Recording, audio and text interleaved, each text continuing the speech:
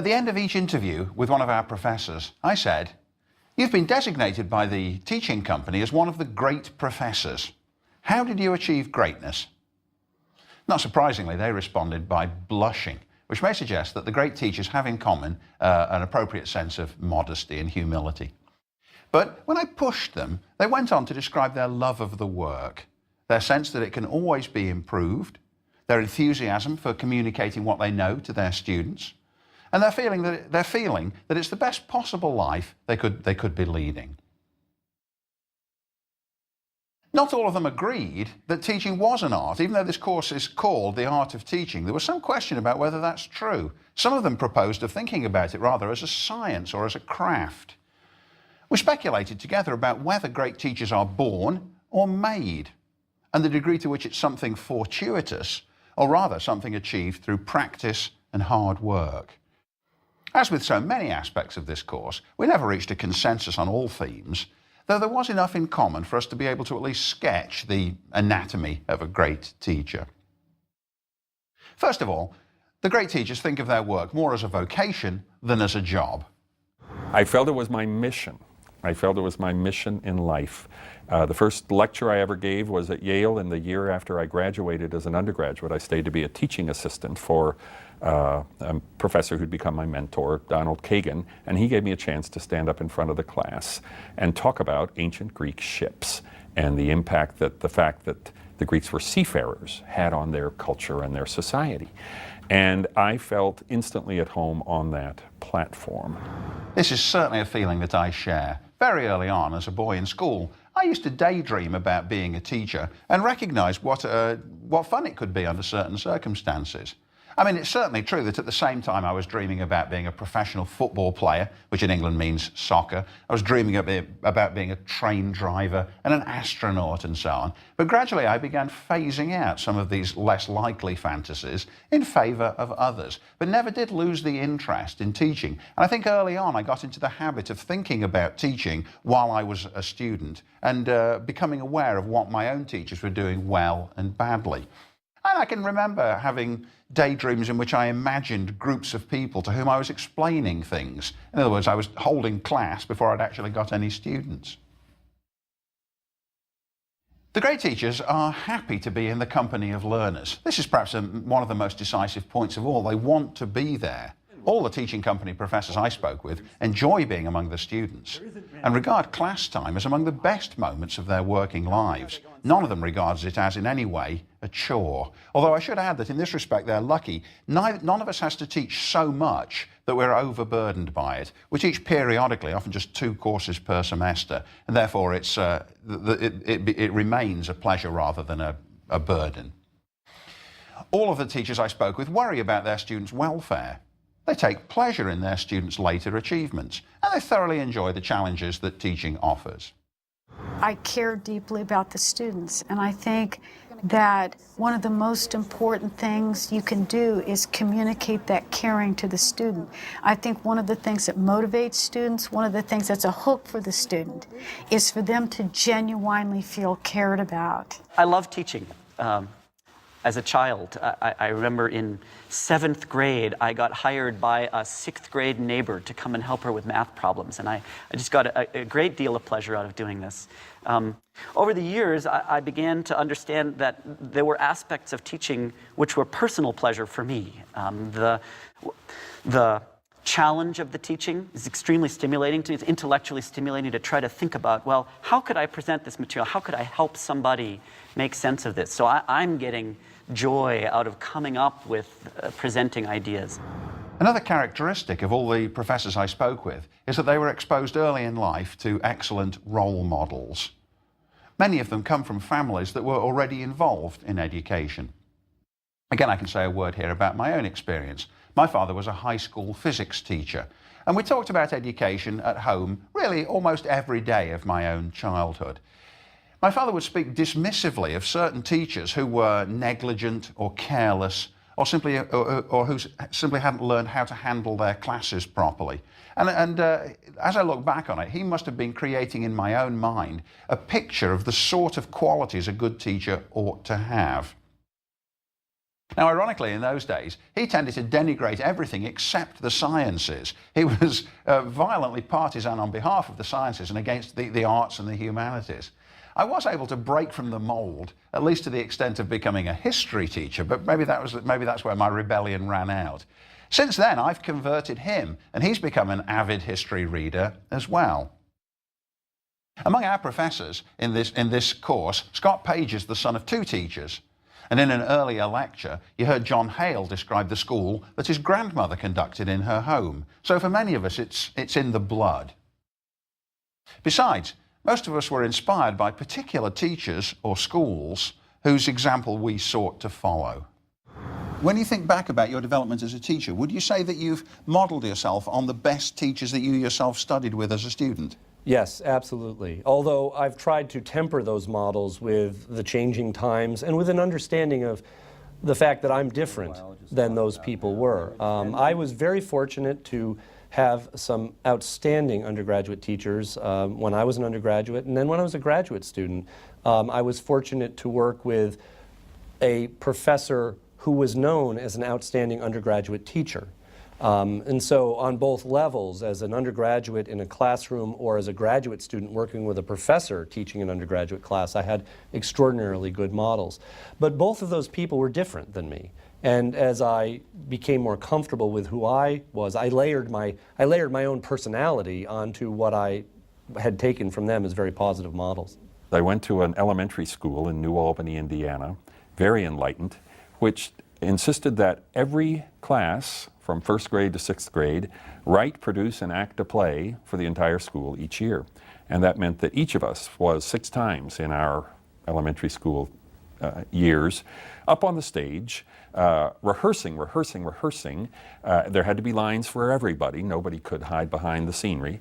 And I remember the teachers at the back of the gym calling up to us, "I can't hear you, I'm on the back row." The back row has to hear you just as clearly as the front. That helped with stage presence, the idea of how you present yourself to an audience. Getting over stage fright, I think we all got over stage fright. It's clear that those experiences have stayed with them ever since. Now, I mentioned in an earlier lecture that the majority of university teachers in America today are self-taught, or simply pick it up as they go along. That does have the advantage that lots of people are trying lots of new things. Not everyone's squeezed prematurely into the same mold. But of course it has the disadvantage that a lot of things which everyone ought to have learned right up front are not learned and have to be grasped, but sometimes by rather bitter experience along the way. The exception among our group was Professor Michael Roberto from Bryant University, who actually did receive some instruction in how to be a teacher. He was a graduate student at Harvard Business School. Although even with him, it was just a matter of a few days. He also bears witness to the importance of good role models. Professor Martin Feldstein ran that boot camp in teaching. It was a 3-day affair, Friday through Sunday. And it was a series of short lectures on teaching, interspersed with actual teaching. We would get lesson plans that we were actually going to be teaching later in the semester.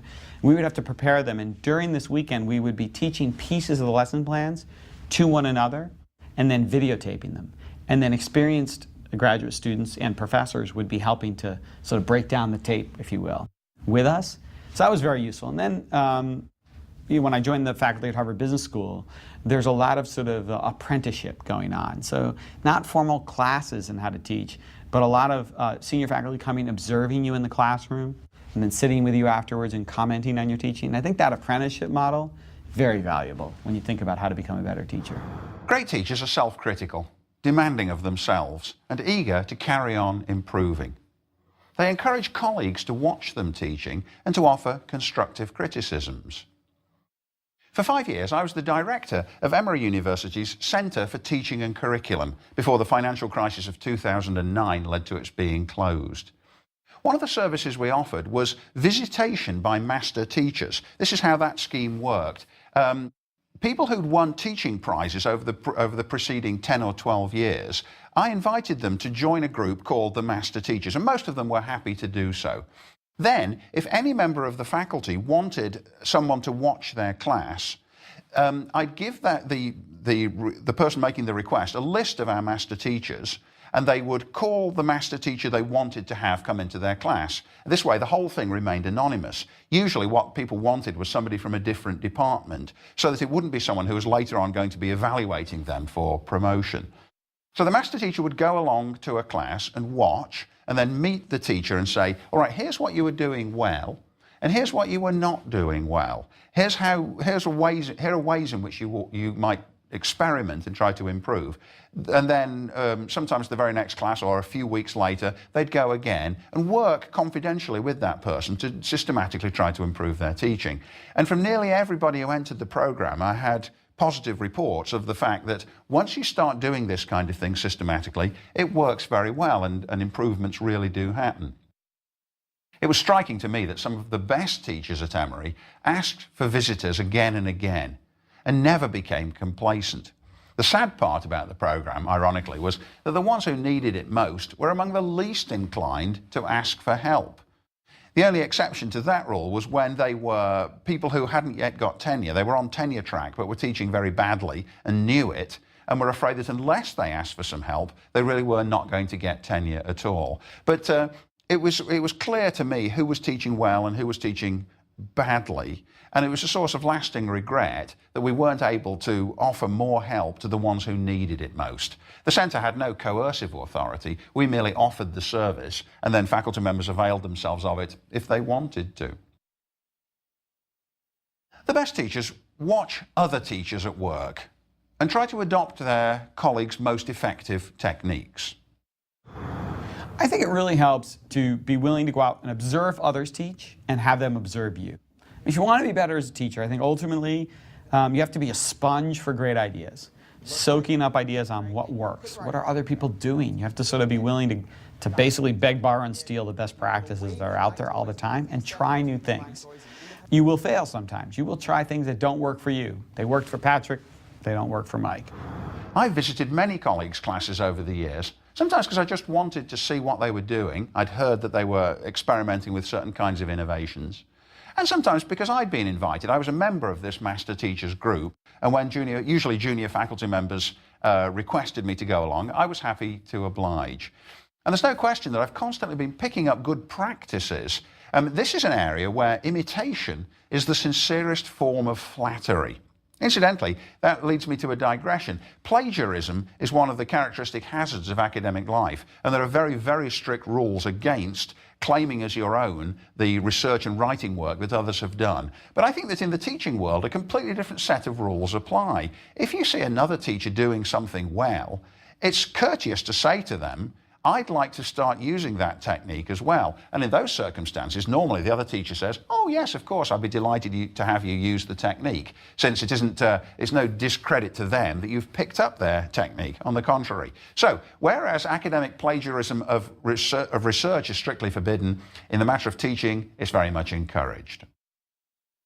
The best teachers don't only go to watch other teachers, they also study themselves on film. Now that's one of the many benefits of making courses for the teaching company, because now I and all the other professors who I spoke to have become familiar with watching ourselves a lot on videotape.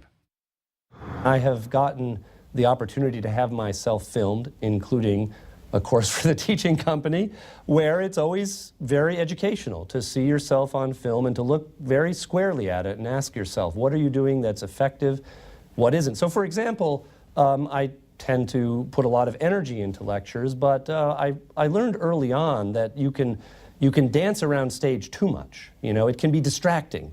And the point is to find out what's distracting and to focus on what you think helps deliver the message. Videotape is very useful indeed for disclosing tics, verbal tics, and redundant gestures. You probably remember that earlier in the course I mentioned the days when I used to sway when I was at the podium, or the times when I used to somehow find my left hand was folding over my left shoulder, things of that kind. It's so easy not to notice those things when you're simply doing them because you're concentrating on the content of the lecture. But once you watch it on videotape, it jumps out at you. Then, next time you're teaching, you have to start thinking, all right, I've got to be very aware this time of standing still, or I've got to be very aware of not saying at the end of sentences. Only if you care about things like that are you ever going to be able to get rid of them. It's a truism, But it still needs repeating. We see ourselves only from the inside. But when we watch film, we're forced to see what the students see from the outside. That's why video is so incredibly useful for us. Now, the great teachers I've met all work hard, systematically, at improving their teaching. In second grade, my teacher, or third grade, my teacher had us every day say, good, better, best, never let it rest till the good is better and the better is best.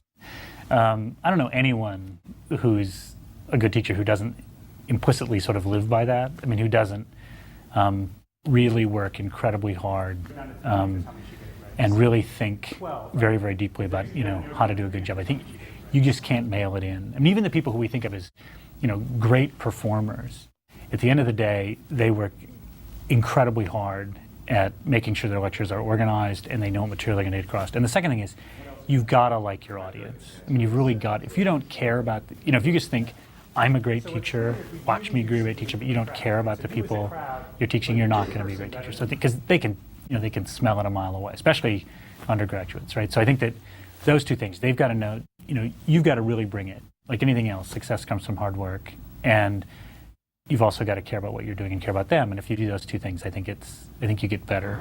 I was struck also by the fact that many of them recognize a carryover from related activities, what else they're doing in their lives, to their teaching role. I try to put myself in positions where I get more experience of that. I've done some amateur acting, done some amateur choral singing with our local opera company here, just so I'd be up on stage, talking, singing, projecting, trying to communicate with an audience as much by gesture and stance as by the words that I'm speaking. The great teachers study the literature on teaching and pedagogy to make sure that they're aware of new insights and new developments in education. For example, there's been a growing awareness in recent decades that different students learn in different ways, some orally, some visually, some with practical hands-on work. There's also been a growing realization that education is relational, engaging in interplay between the teacher and the student. And this, incidentally, is why remote learning, or learning through television, although it's certainly possible, is much, much more difficult. In my own lifetime, I've been through several phases of this process. From the early 60s onwards, it's been claimed now televisions are going to be able to teach people instead of live teachers.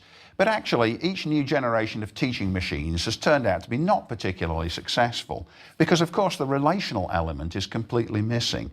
And students who have the opportunity to be physically in the presence of an actual teacher who can respond to them on a personal level, who can react to their questions, who can give them a sense of collective learning, are still indispensable. And as far as I can tell, they're going to continue to be indispensable far into the future. Now, these great teachers are aware of what's going on in educational research, but at the same time, they treat new theories with skepticism, and they certainly try to avoid jumping from one quick fix to the next. Just as in nutrition, we have repeated crazes where suddenly the claim is that something is particularly good or bad for you, but then a few years later that turns out not to be true. So in educational research, there are fashions, some of which stand the test of time, but many of which turn out to be transitory. They come and go and don't leave a particularly significant lasting mark. I was very struck on how several of them acknowledged the literature on students' learning styles, but then were very cautious about acting on it. Earlier in the course, I showed Michael Roberto pointing out that there's no evidence that teachers' efforts to meet different learning styles are effective. And I showed a clip of Steve Pollock arguing that teachers must also help the students develop new ways of learning rather than regarding their current preferences as fated. It may be true that certain students learn better visually, therefore their teachers' responsibility isn't simply to cater to that preference, but teach them how to be more effective readers, for example. On most campuses, the education department has low prestige. And literature on education is almost legendary for its dullness and its tendency to be out of touch with reality. It is sometimes a struggle to keep reading, and it's often necessary to skim to get to the most important parts. But of course, there are insights to be found in this literature. My own experience is that the most useful is that which grows out of actual teachers' direct and immediate classroom experience. And conversely, the least useful is that which offers abstract statistical sets about tendencies, where the implication is that you should act in a certain way because of a tendency, but they don't take into consideration the particular variables that relate to you. Anyway, for people as dedicated as we are to the idea of systematic learning, we could hardly claim plausibly that the one thing not susceptible to systematic study was teaching itself. But the great teachers I've known and the ones I've met while making this course all have great powers of self-understanding. And they often pointed out to me that an idea which is good in itself might not necessarily be good for them in the particular circumstances of their teaching work. Think how important various factors are. The teacher's age by comparison with the age of the students. I'm perhaps unusual in this respect that I mainly teach college, but I spend a lot of time with senior citizens groups. So very often in the same day I go from groups all of whom are younger than me to groups all of whom are older than me. Many of the same principles apply, but there's no question that I can appeal to an entirely different set of experiences and emotions and ideas and cultural references when I'm with the senior citizens than I can when I'm with the undergraduates. And it's certainly incumbent on me as the teacher to be alert to these differences. The subject you're teaching matters a lot. As some of the professors said, math anxiety for some of them is a huge issue. For me, not at all. Their gender, women teachers clearly have a different range of things to worry about than men do because of the different characteristics that their students project onto them. The type of student, the degree to which they're highly competitive and highly literate, or are first-generation college students who are struggling to adapt to a new environment, their degree of motivation. All these things are important, and you're effective as a teacher to the degree that you're aware of them and are reacting appropriately to them. Teaching, in other words, is a constant vortex of cross-cutting ideas and motives and hopes. Teachers are looking for a way to navigate through the vortex and create some local sense of order. All of them are disposed to think of great teaching as something that can be learned. None of them said it's innate. They all think, no, it's a matter of it's the outcome of a long work process. Steve Pollock at the University of Colorado favored thinking of teaching as a science, but he admitted that there's an artistic element in it too, and that's an idea with which most of our students agreed. Do you think of teaching as an art, or is it more of a science, or is it a craft? It has elements of all three. And in my community, we are trying to emphasize the science of teaching because I believe it's been underemphasized. And it's a whole open research field to develop the science of teaching. I would love to have models of student learning that are more sophisticated than the ones that we are currently developing and working with. I would love to have data on variety of student populations.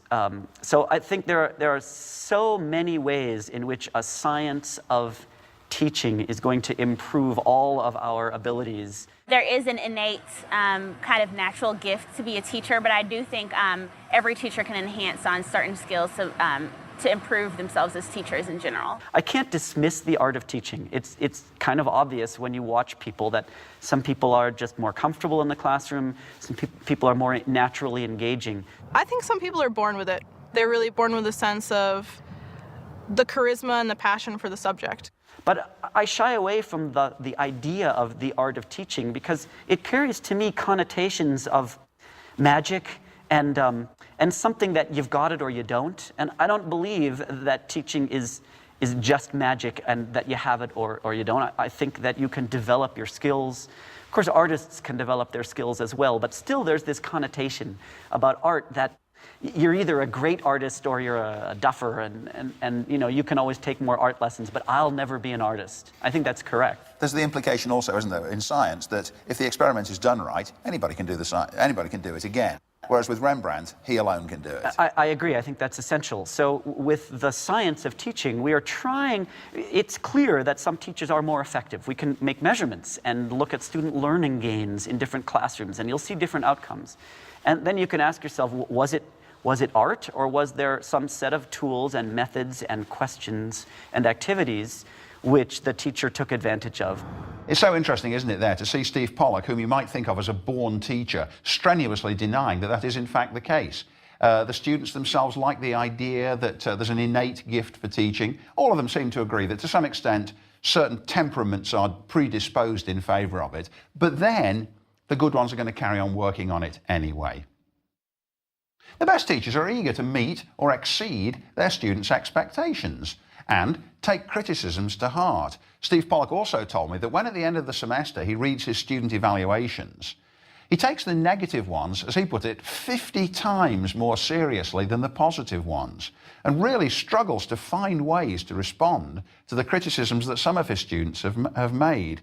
As I suggested in the lecture on evaluations, it's probably a good idea when you get your evaluations to throw out the very best ones, which come from hero worshippers, and to throw out the very worst ones, and to take most seriously the repeated criticisms from the middle, which are more likely to give an accurate sense of what's been going on. The great teachers also think of it as something which transforms students and teachers alike.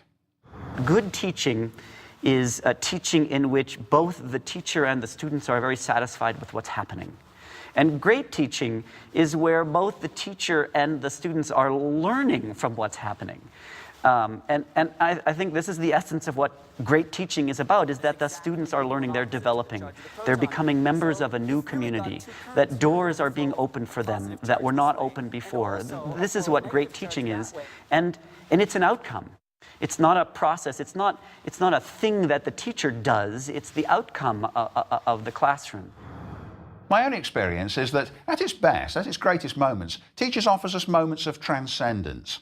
I've occasionally given classes where everything just went exactly right. I was able to say what I wanted in the way that I'd hoped to be able to say it, and I felt that I was carrying the group along with me. It all felt convincing. Now, you've probably heard athletes talking about being in the zone, the idea that they sometimes have that almost supernatural forces seem to take over and enable them to do what they need to do. I've had the same experience in teaching where, no, it doesn't happen very often, but now and again, everything falls into place. The problems and the obstacles dissolve, and it all just works marvelously well. Very exhilarating when it happens, and leaving a great sense of achievement. That's what I'm getting at, really, when I tell students that class isn't ordinary time in which they can eat and drink and wear their hats and glance at the newspaper and browse the web. Instead, I say, it's special time. I sometimes say it humorously. In fact, I always say it humorously, but nevertheless, I mean it. It really can be a time when different kinds of things happen both to me and to them. And when things are going really well, the students feel it as surely as the teachers. Well, like the others, I feel a bit sheepish at being called one of the great teachers because, of course, that's really a marketing device rather than a fact. You've probably heard the old saying, some are born to greatness, some achieve greatness, and some have greatness thrust upon them. We've had it thrust upon us by the teaching company, but we're grateful for the imposition, and I think we really are trying now to achieve it as well. Let me sum up. To achieve greatness, you have got to enjoy teaching, and you've got to enjoy the company of students. You must be willing to scrutinize your teaching work, watch videotape of yourself teaching, and be willing to criticize yourself frankly and continuously. Equally, you must be willing to watch other teachers and have others watch you, and to exchange candid judgments about what you're doing well and what you're doing poorly. The best teachers are always looking for ways to improve themselves. You need to keep up with the literature on teaching and learning and assimilate its best insights without losing faith in your particular style of teaching and in light of the particular tasks your subject and your students impose. You also need to keep up with the literature in your own field and actively look for ways to transform the important developments within your field into material that your students can truly grasp. Treat your teaching with the same seriousness as you treat your research. Now, not every teacher can be great, but with conscientious work, nearly everyone can and should continue to improve decade after decade, since so much of this work is cumulative. The next lecture will be the last one of this series. It'll be a broader consideration of teaching and its role in creating and preserving our civilization. I hope it will make you realize that your teaching work, even if most of it is very, very down to earth, has far-reaching implications, and that it attaches you to the central endeavours of civilized life.